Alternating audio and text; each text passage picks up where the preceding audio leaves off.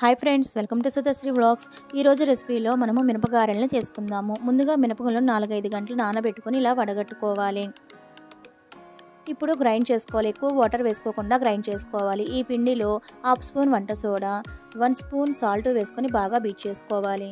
ఇప్పుడు ఇందులో 2-3 పచ్చిమిర్చి తరుగు, అలాగే 2-3 ఉల్లిపాయ తరుగుని, కొంచెం పుదీనా,